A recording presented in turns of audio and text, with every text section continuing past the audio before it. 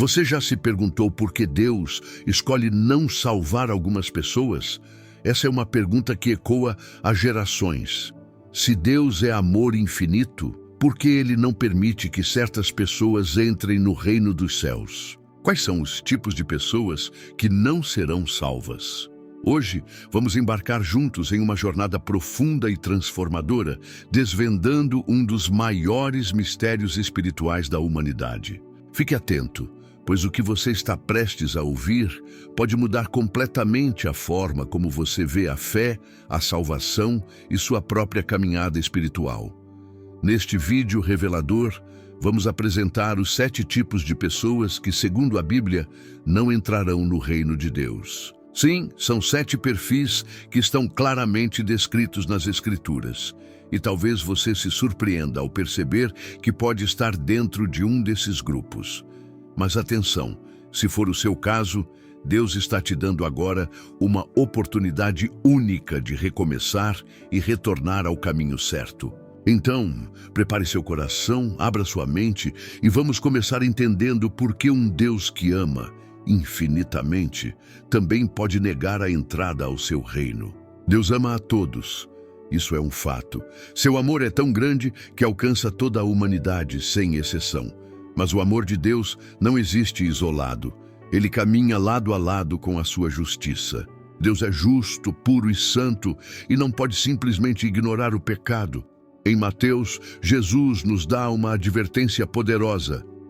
Nem todo o que me diz Senhor, Senhor, entrará no reino dos céus, mas aquele que faz a vontade de meu Pai que está nos céus. Isso deixa claro que não basta apenas palavras bonitas ou aparência religiosa. É preciso viver conforme a vontade de Deus. O amor de Deus é como um oceano, imenso e sem fim, mas sua justiça é firme como uma rocha. Ela não muda, não se corrompe, não aceita o mal. A salvação, então, não é uma recompensa pelas boas obras ou um troféu pelo bom comportamento. Ela é um presente, um dom de graça, oferecido a todos que creem verdadeiramente em Jesus Cristo. É na cruz que o amor e a justiça de Deus se encontram. E é apenas por meio desse sacrifício que podemos ser reconciliados com o Pai e escapar da condenação eterna. Entendendo isso, vamos agora ao primeiro tipo de pessoa que, segundo a Bíblia, não será salva. O primeiro grupo são os incrédulos. Os incrédulos são aqueles que não acreditam em Jesus, em sua vida, morte, ressurreição e poder redentor. Eles rejeitam a única ponte possível entre a humanidade e Deus. Em João 3,16 lemos: porque Deus amou o mundo de tal maneira que deu o seu Filho unigênito, para que todo aquele que nele crê não pereça, mas tenha a vida eterna. Esse versículo mostra a essência do plano divino de salvação, a fé em Cristo. Mas quem se recusa a crer, rejeita esse presente de amor. Em João 14,6, Jesus é ainda mais direto: eu sou o caminho, a verdade e a vida. Ninguém vem ao Pai senão por mim. Ou seja, não existe outro meio, não há atalhos. A fé verdadeira é o único caminho. O apóstolo Paulo reforça isso em Romanos: se com a tua boca confessares ao Senhor Jesus e em teu coração creres que Deus o ressuscitou dos mortos, serás salvo. Não é sobre religião, nem sobre tradição.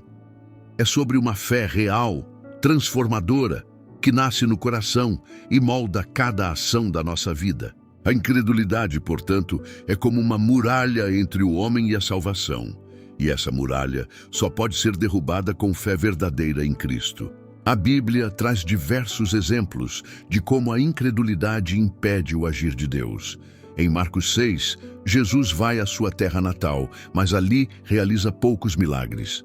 O motivo? A incredulidade dos moradores. O mesmo é dito em Mateus. Pessoas que ouviram falar de Jesus, viram sinais e ainda assim duvidaram. A incredulidade não apenas nos afasta da salvação, como também bloqueia as bênçãos e os milagres que Deus deseja derramar sobre nós. Em Atos, Paulo e Silas declaram: crê no Senhor Jesus Cristo e serás salvo, tu e a tua casa. A fé não é apenas um sentimento, é uma decisão, um posicionamento de vida. E rejeitá-la é escolher permanecer longe de Deus. Em Hebreus lemos: sem fé é impossível agradar a Deus. Por isso, se você ainda tem dúvidas, se sente que falta fé em sua vida, saiba que esse vídeo é mais do que informação, é um chamado divino, um alerta. Deus está batendo a porta do seu coração e cabe a você decidir se vai abrir ou continuar vivendo separado do amor que pode te salvar.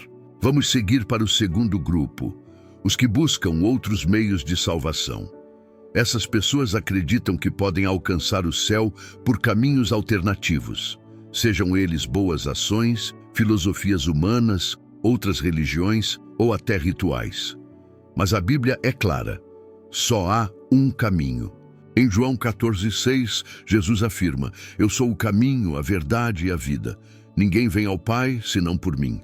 Essa afirmação não deixa espaço para outras possibilidades. Não é questão de opinião ou tradição cultural. É a verdade revelada por Deus. Em Atos 4,12, o apóstolo Pedro diz: e em nenhum outro há salvação, porque também debaixo do céu nenhum outro nome há dado entre os homens, pelo qual devamos ser salvos. Não existe salvação fora de Jesus, nem por santos, nem por líderes religiosos, nem por esforço próprio. Só Cristo salva. Ponto final. Muitas pessoas acreditam que boas obras são suficientes para alcançar o céu. Embora as boas ações sejam importantes e valorizadas por Deus, elas não são o ingresso para a eternidade. A salvação não é um pagamento, é um presente. Efésios 2:8-9 deixa isso claro. Pela graça sois salvos, por meio da fé, e isso não vem de vós, é dom de Deus, não vem das obras para que ninguém se glorie. Se fosse pelas obras, a salvação seria uma conquista humana, e não um ato de amor divino. Há também quem busque a salvação em filosofias como a autoajuda ou a meditação. Mas nenhuma dessas práticas tem poder para perdoar pecados ou transformar o espírito humano. Em Isaías 64 lemos que todas as nossas justiças são como trapo de imundícia. Ou seja, por melhores que sejam nossos esforços, eles ainda são imperfeitos diante da santidade de Deus. Por isso, buscar salvação fora de Jesus é como tentar atravessar o oceano a nado, impossível sem um Salvador. O terceiro grupo que, segundo a Bíblia, não herdará o reino de Deus são os impuros e os moralmente corrompidos.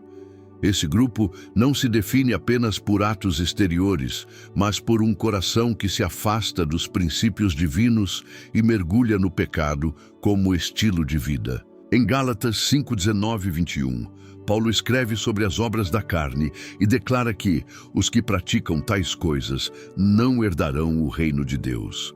Entre elas estão a prostituição, a impureza, a lascívia, práticas que refletem uma vida desregrada, sem temor ao Senhor. Mas atenção, não se trata de cair uma vez ou errar por fraqueza humana.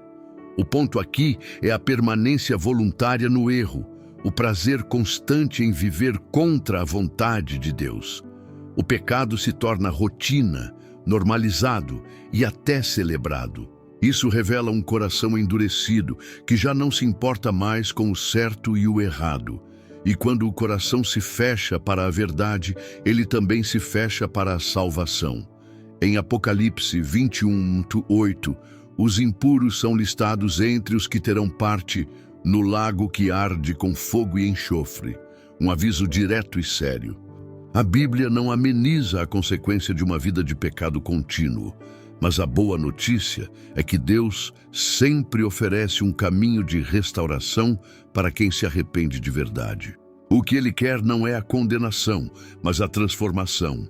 Se você se reconhece nesse grupo, saiba, ainda há tempo para a mudança, para abandonar a impureza e voltar ao caminho santo que conduz à vida eterna.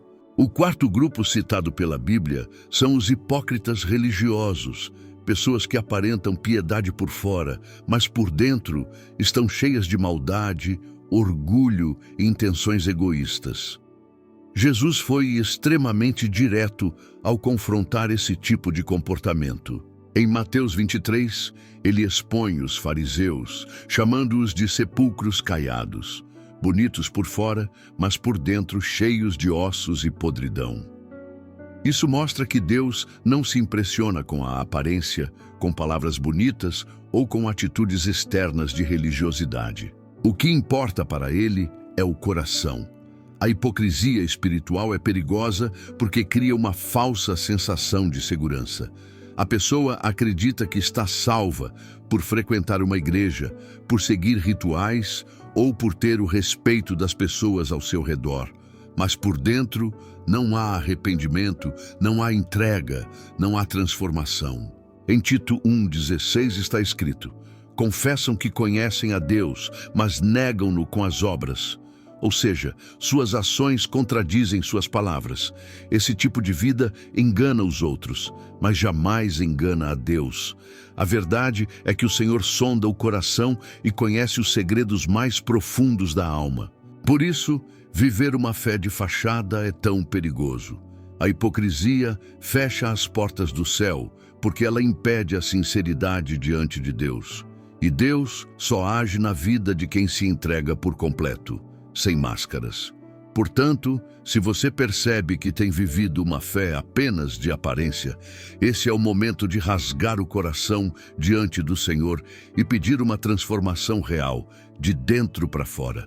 O quinto grupo mencionado nas Escrituras são os rebeldes, aqueles que conhecem a verdade, mas decidem conscientemente viver em desobediência. Essas pessoas não ignoram os mandamentos de Deus por falta de conhecimento, mas por uma escolha deliberada de rejeitar sua autoridade.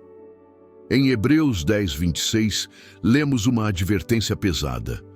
Porque se pecarmos voluntariamente, depois de termos recebido o conhecimento da verdade, já não resta sacrifício pelos pecados. A rebeldia espiritual é mais do que um erro momentâneo. Ela é um estado de resistência constante à vontade de Deus. É dizer com atitudes: eu sei o que é certo, mas prefiro seguir meu próprio caminho. Essa postura orgulhosa fecha o coração para o arrependimento e endurece a alma contra a voz do Espírito Santo. Em Provérbios 28:14 está escrito: bem-aventurado o homem que continuamente teme, mas o que endurece o coração cairá no mal. A rebeldia, portanto, é como um veneno que vai matando a sensibilidade espiritual pouco a pouco. A pessoa começa justificando seus atos, depois passa a ignorar os alertas de Deus e, por fim, se acostuma a viver longe dele. O resultado? Um coração frio, uma mente cauterizada e um espírito desligado da vida eterna. Mas mesmo aos rebeldes, Deus ainda chama. Ele é paciente, misericordioso e está sempre pronto a perdoar. A salvação ainda é possível, desde que haja arrependimento genuíno e uma decisão firme de se render à vontade do Pai. O sexto grupo, que não herdará o reino de Deus, segundo a Bíblia, são os injustos. Pessoas que praticam o mal intencionalmente, que vivem à custa da desonestidade, da opressão e da corrupção. Em 1 Coríntios 6, 9 e 10, Paulo afirma: não sabeis que os injustos não hão de herdar o reino de Deus? Não vos enganeis, nem os devassos, nem os idólatras, nem os adúlteros, nem os efeminados, nem os sodomitas, nem os ladrões, nem os avarentos, nem os bêbados, nem os maldizentes, nem os roubadores herdarão o reino de Deus. Aqui, a palavra é direta e abrangente. A injustiça não é apenas um ato isolado, mas um estilo de vida baseado em egoísmo e falta de amor ao próximo. O injusto pode até parecer bem-sucedido aos olhos do mundo, mas diante de Deus, ele está distante. Em Isaías 10, Deus condena os que fazem leis injustas e que oprimem os pobres. Ele vê cada mentira contada, cada negócio sujo, cada vez que alguém se aproveita do outro por ganância. A justiça de Deus é perfeita e não compactua com esse tipo de vida. Ser justo diante dele não é apenas cumprir a lei, mas agir com retidão, compaixão e integridade, mesmo quando ninguém está olhando. A boa notícia é que o próprio versículo de 1 Coríntios continua dizendo: "E é o que alguns de vós têm sido, mas haveis sido lavados, santificados e justificados em nome do Senhor Jesus." Ou seja, há perdão para o injusto que se arrepende e decide mudar. Deus não quer que ninguém se perca, mas que todos alcancem a justiça por meio de Cristo. E, por fim, o sétimo grupo são os que abandonam a fé. Aqueles que um dia caminharam com Deus, experimentaram sua presença, conheceram sua palavra, mas ao longo do tempo decidiram virar as costas e seguir outro caminho. Esse é, talvez, um dos casos mais tristes e delicados, porque envolve uma ruptura consciente com a verdade. Em 1 Timóteo 4:1, lemos: "Mas o Espírito expressamente diz que nos últimos tempos apostatarão alguns da fé, dando ouvidos a espíritos enganadores e a doutrinas de demônios." A apostasia, ou abandono da fé, é um sinal claro dos tempos finais, e ela não acontece da noite para o dia. É um processo lento, onde a pessoa vai esfriando espiritualmente, perdendo o temor, até que, por fim, escolhe viver como se Deus nunca tivesse feito parte da sua história. Em Hebreus 6:4-6, a Bíblia fala sobre aqueles que provaram o dom celestial e, ainda assim, caíram, sendo quase impossível renová-los para arrependimento. É um alerta forte que nos mostra como o afastamento da fé não é algo leve ou sem consequências. Abandonar a fé é como sair de um refúgio seguro e caminhar sozinho em meio à tempestade, sem proteção, sem direção e vulnerável aos ataques do inimigo. Mas mesmo nesse caso, se houver arrependimento verdadeiro, Deus ainda pode restaurar. Ele é o Deus das segundas chances, mas também é justo ao respeitar as escolhas humanas. Por isso, manter a fé viva é uma decisão diária, constante e que precisa ser alimentada com oração, leitura da palavra e comunhão com o Espírito Santo. A perseverança é uma marca dos que herdarão a vida eterna. Se essa mensagem falou com você, então agora é a hora de agir. Não deixe que tudo o que você ouviu aqui fique apenas na sua mente. Leve isso para o seu coração e transforme em atitude.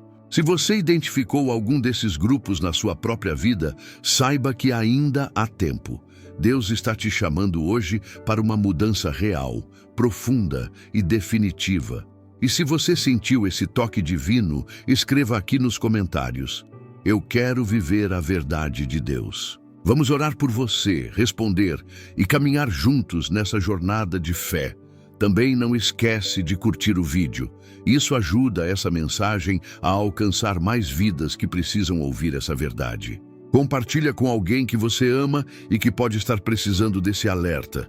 E claro, se ainda não é inscrito no canal, se inscreva agora e ative o sininho para não perder nenhum dos próximos vídeos. Aqui você vai encontrar conteúdo que transforma, ensina e fortalece a sua caminhada com Deus. A decisão é sua, mas o tempo é agora.